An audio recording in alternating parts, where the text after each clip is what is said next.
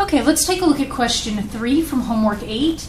If this is the first video you're watching from this section, I strongly recommend you look at the overview video first. There's a homework 8 overview video that goes over exactly what these questions are asking, and it puts a picture to what the questions are asking, so you kind of can see why we need derivatives to answer these questions and to make sense of all of the increasing, decreasing, positive, negative, maximum, minima stuff.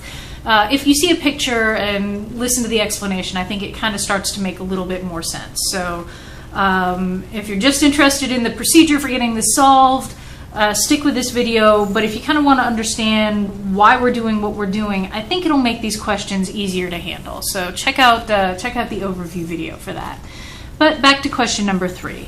We have a function. They're giving us f of x equals 4x squared plus 3x plus 2.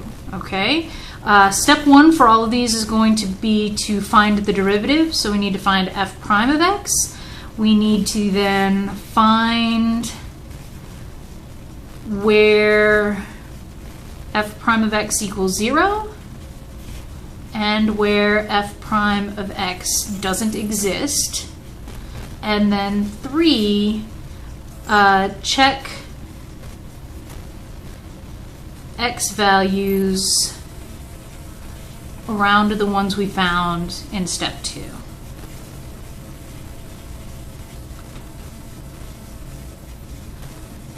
Okay, so those are the steps, and once we've done step 3, we're going to have the answers that we need. So found in step 2. Okay, so that's what we've got to do. So step 1, find the derivative. Fortunately for us, it's a fairly simple derivative. F prime of x, well, if we look at it, it's going to give us 8x plus 3. Okay, that was just a standard power rule. Pretty simple derivative. So that's what we've got. So now we need to find where f prime of x equals 0. Well, that's simple. We're going to set it equal to 0. So 8x plus 3 equals 0, and that gives us 8x equals negative 3, which gives us x equals negative 3/8. I just solved whatever I came up with in f prime of x for 0, and it gave me this point right here. Okay? I also need to check where f prime of x doesn't exist. In the past, when we've done this, we know it doesn't exist when the denominator equals 0. Do we even have a denominator here? We don't, so we don't have to check it. So, you know, f prime of x always exists. So that's not something we need to worry about. You could plug in any x value and you're going to get an answer to that. So this one we don't even need to think about. So we found a point. So what do we need to do next? 3 is we need to check x values around the ones we found in step 2.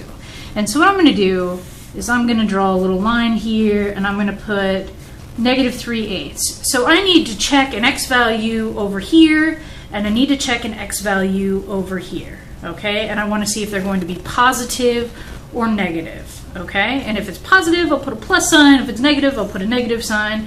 And then we'll figure all of this out. And then I'll go back and show you the picture to explain exactly what's happening here. Okay, so 3/8, or negative 3/8, something that's less than negative 3/8. I think probably the easiest number to use here is going to be negative 1. So I'm going to try negative 1 on this side, and I'll try 0 on this side. 0 is really easy to plug in and see what I come up with. So I have, make sure you can still see what I'm doing, f prime of negative 1 equals 8 times negative 1 plus 3 equals, well, that's negative 8 plus 3 is negative 5. So whatever's happening over here is negative. I'm going to try a 0 because 0 is bigger than negative 3/8. So I'm going to do f prime of 0. That's 8 times 0 plus 3, and that gives me 3, which is a positive number, so I've got a plus here, okay? And basically what that's telling me is that the function is decreasing because I have a negative slope on this side. My slope is negative 5, it's negative. It's decreasing until it gets to negative 3/8. After negative 3/8, it's increasing. And the reason I know it doesn't do anything else in between is because the tangent line here is 0. We figured out where it equals 0. So it's either doing something on one side and something on the other side, you know, but this is the point where everything changes. So there's no question that if I find a negative number on this side, because I checked something in the interval that's on this side, that the slope's going to be negative. And because I found a positive number here, there's no question that the slope is going to be positive. So the intervals, let's write these down. The answers for your question where it's increasing is the first one they're asking. And it's increasing starting at -3/8. And it's just increasing forever. We didn't find any other numbers where it changes, so it increases from -3/8 to infinity. And decreasing, when you look at that, okay, well it's decreasing forever before this, so it starts at -infinity and decreases to -3/8. So for your increasing, that's going to be your choice. For your decreasing, that would be your choice. Your numbers are going to be a little bit different than mine, but that's the same idea. There's only one place where it changes between positive and negative. That place is -3/8. So whatever it does on this side, it does until -infinity. Whatever it does on that side, it does until positive infinity. We checked the values that we needed. So find the derivative.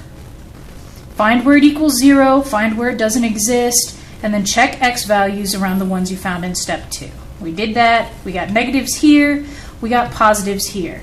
Now, you don't have to see a picture of this, but let's go ahead and just make a general picture of it anyway. And this isn't going to be a perfect picture, but the function that they gave us is f of x equals 4x squared plus 3x plus 2.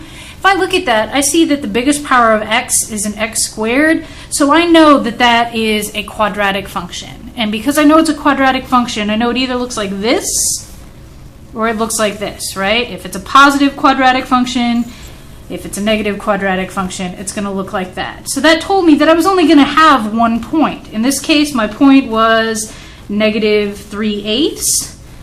I know that this is positive because the coefficient on the 4 is positive, so this isn't even an option anymore. I know that there's a negative, that my point is -3/8 because I found that. So I know that if it's a quadratic function and a positive quadratic function, it's going to be decreasing until it gets to that point and then increasing after that point. And that's exactly what this told us. So if you kind of think about the picture that you were looking at, it makes sense that this is the answer that we got because our function looks like this guy here. It's decreasing and then it's increasing.